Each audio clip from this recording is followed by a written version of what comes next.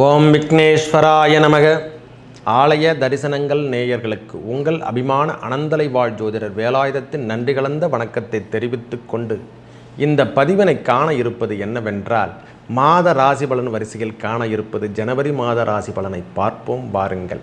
எனதருமை சிம்ம ராசி நேயர்களே, அதாவது ஜனவரி மாதம் எப்படி இருக்குன்னா, இறைவன் நம்மளுக்கு கொடுத்த வரப்பிரசாதம் என்று தான் எடுத்துக்கொள்ள வேண்டும்.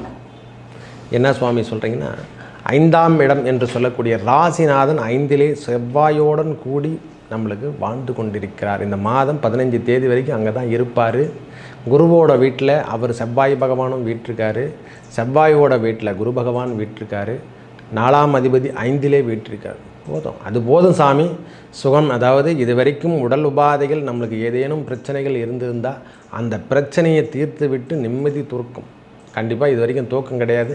அந்த தூக்கம் வரக்கூடிய மாதம், நிம்மதி என்று தான் சொல்லலாம். ஒரே வார்த்தை, இந்த ஜனவரி மாதம் ஒரு நிம்மதி பெறக்கூடிய மாதம் தான். ஏன்னா அஷ்டலக்ஷ்மி யோகம் என்று சொல்கிறோமில்ல, அந்த அஷ்டலக்ஷ்மி யோகம் நம்ம பெறக்கூடிய மாதம் இந்த 15 தேதி வரைக்கும் நம்மளுக்கு உண்டு சாமி. என்னால் உறுதியாக சொல்ல முடியும். ஏன்னா 5ஆம் இடம் என்பது லக்ஷ்மி கடாட்சம், அதிலே செவ்வாய் பகவான் வீட்டிருக்கார், சூரிய பகவான் வீட்டிருக்காரு. ஏற்கனவே 7ஆம் இடத்துலேருந்து சனி பகவான் நேரடி பார்வை பார்த்துட்ருக்காரு. குருவின் பார்வையும் 5ஆம் பாவமாக நம்ம ராசியை பார்த்துட்ருக்குது. இதுவே சுபத்துவம், அதாவது தர்ம கர்மாத்தி யோகம் என்று தான் சொல்லணும்.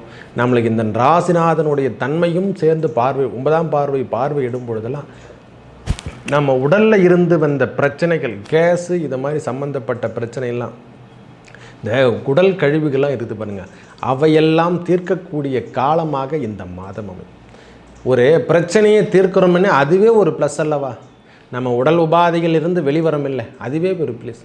போன மாதம்லாம் கொஞ்சம் கடுமையான ஒரு சோதனைன்னு தான் தாங்கியிருந்தோம்.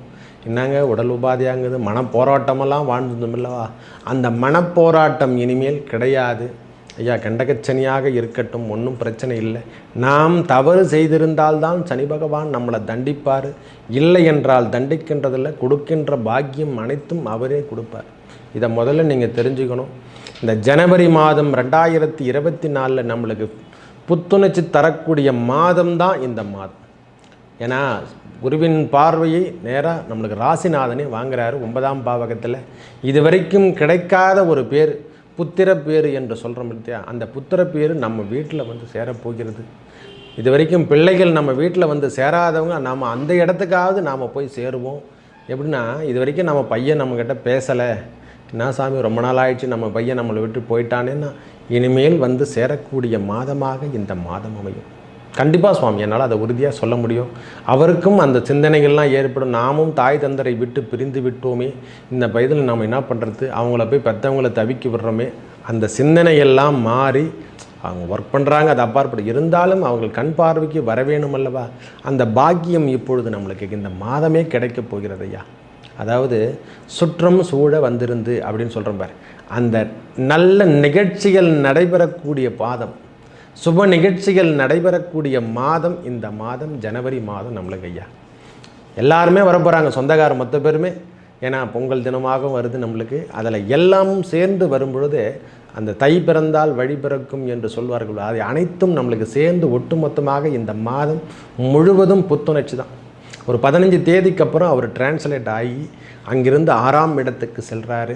சூரிய பகவானும் புத பகவானும் 2ஆம் அதிபதியும், ஏன்னா 2லே கேது பகவான் இருக்கார். இறைப்பற்றோட இறைவனுடைய திருநாமத்தை எந்நேரமும் சொல்லுங்கள். தயவு செய்து இந்த கேது பகவான் 2ஆம் இடத்துல வந்தார்னா இறை நினைப்போடு தான் இருக்கணும். சிவாய நம. ஏன்னா முதல்ல சொல்லிடணும், ஒரு மனுஷன் தப்பிக்கின்ற வழி எதுவாக இருப்பினும் அதை செயல்படுத்துங்க. ஹெல்மெட் போட்டு போனால் ஏன் போலீஸ்காரன் மடக்கிறான்? ஏன் லைசன்ஸை வச்சுருந்தா நம்மளை ஏன் அவர் மடக்கிறார்? அவர் காவல்துறை நம்மளை ஏன் கட்டிக்கிறாங்க? ஏன் ஃபைன் போடுறாங்க? எல்லாமும் கரெக்டாக இருக்கப்பட்டால் நாம் ஏன் பயப்படணும்? அதே நோக்கம்தான், வேறு ஒன்றுமே கிடையாது. இது ஒரு சின்ன உதாரணம். இறை நினைப்போடவே வாழுங்க. இறைவன் நமக்கு திருநாய் கொடுத்துருக்காங்க, எதுக்காக கொடுத்துருக்காங்க? இறை நினைப்போடு அவனுடைய திருநாமத்தை சொல்லி வர. சிவாய நம. வெற்றிவேல் முருகனுக்கு அரகரோகரா. விக்னேஸ்வராய நமக. அன்னை அபிராமியே போற்றி, வழித்துணை உமா மகேஸ்வரியே போற்றி, அகிலாண்ட கோடி பிரம்மாண்டனா. இந்த திருநாமத்தை உங்கள் திருவாயால் சொல்லிக்கினே இருங்க ஐயா. ஜோசிகாரை கூட பார்த்தாங்க, ஜோசிகார்கிட்ட போகணும் அவசியம். ஐயா எனக்கு நேரம் சரியில்லை, அந்த பிரச்சனை என்பதே கிடையாது. இனிமேல் கேது பகவான் உங்களுக்கு கொடுக்கக்கூடிய காலமாக வந்து கொண்டே இருக்கிறார். விரைவில் எல்லாத்தையும் இவர் கேது பகவான் தடை தான் சொல்ல, அவரே கோடிகளை கொடுக்கக்கூடிய காலமாக வரப்போகிறது ஐயா. அந்த கன்னிக்கேது என்பது மிகவும் சிறப்பு. புதிய அத்தியாயத்தை எழுத போகிறாங்க.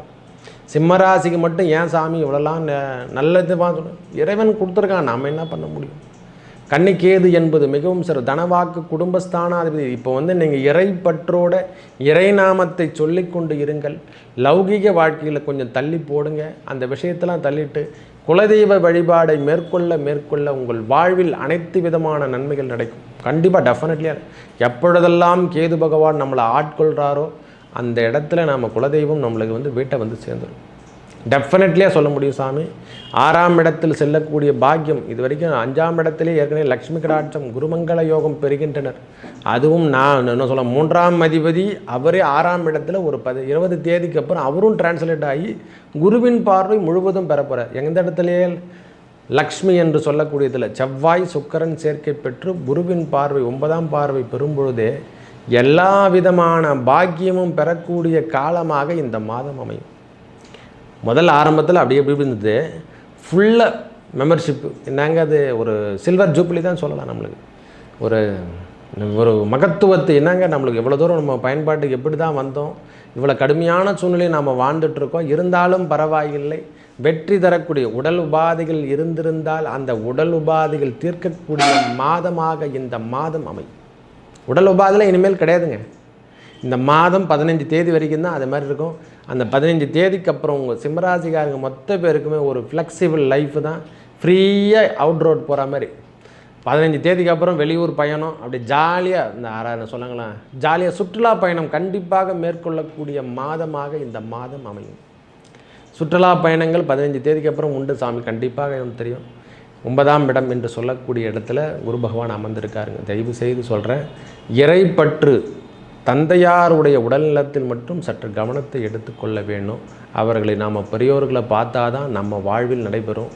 அவங்களுக்கு மட்டும் நீங்கள் பார்த்து கொள்ளுங்கள். தாயாரின் உடல்நிலை, பிள்ளைகள் பிரச்சனைகள் இருந்து நம்ம விடுதலை ஆகலாம் சாமி. முக்கியமாக பெற்றவங்களோட நம்ம பசங்கள் தான் ரொம்ப முக்கியம். பசங்க நம்மளுக்கு என்ன லைஃப் கொடுத்துருக்காங்களோ அந்த பசங்கள் பிள்ளைகள் என்று சொல்கிறோம் பார்த்தியா, அவங்க குழந்தைகளோட லைஃப் நம்மளுக்கு நன்மை தரக்கூடிய இடத்துல அமருது.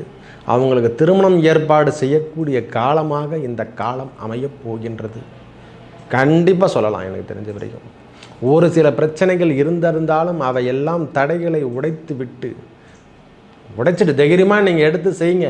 சிம்மராசி பொறுத்த வரைக்கும் இந்த வாட்டி பிள்ளைகளுக்கு திருமணத்தை ஏற்பாடு செய்யக்கூடிய காலமோ அல்லது அவங்க படிப்பு மேற்படிப்புக்கு நாம் செலவீனங்கள் செய்யக்கூடிய மாதமாக இந்த மாதம் தொடக்கமே இருக்கும். இந்த வருஷத்தின் தொடக்கமே மாதமே அதான். சுப நிகழ்ச்சி ஸ்டார்ட் பண்ணுற சாமி நம்ம அவ்வளோதான் சொல்ல முடியும். வெளியூர் சென்று நம்ம என்ன சொல்லலாம், எல்லாருக்கும் நோட்டீஸ்லாம் கொடுத்துட்டு ஐயா எங்கள் பிள்ளைக்கு கல்யாணத்துக்கு வச்சுட்ருக்கோம் வாங்க, என் பையனுக்கு கல்யாணத்தை வச்சுட்ருக்கேன் வாங்க அப்படின்னு சொல்லக்கூடிய சுப நிகழ்வுகளை நாம் கலந்து கொள்ள தான் போகிறோம். நாம் எடுத்து நடத்த போகிறோம். முக்கியமாக இது வரைக்கும் கொஞ்சம் அச்சத்தோடு தான் வாழ்ந்திருந்தோம். அந்த அச்சம் எல்லாம் இனிமேல் தகர்த்தெறிய போகிறது. குருமங்கள யோகம் பெறப்போகிறது ஐயா. அதுவே ஒன்று போதும் ஐயா. லக்ஷ்மி கடாட்சம் மருமகள் வரக்கூடிய காலமாக, மருமகன் வரக்கூடிய காலமாக அமையப் போகிறது. பூர்வ புண்ணியம் வழுக்குது, அதுவே போதும். புத்திரபாகியம் கிடைக்கக்கூடிய காலமாக அமைகின்றது ஐயா. இந்த மாதமே முதல் வெற்றி முற்றிலும் வெற்றி தான் சாமி. மேலும் நல்லதெல்லாம் நடக்க ஸ்ரீமன் முருகப்பெருமானை வழிபட முருகப்பெருமானே உங்களுக்கு நிச்சயத்து தெய்வமாக அமைகிறாரு.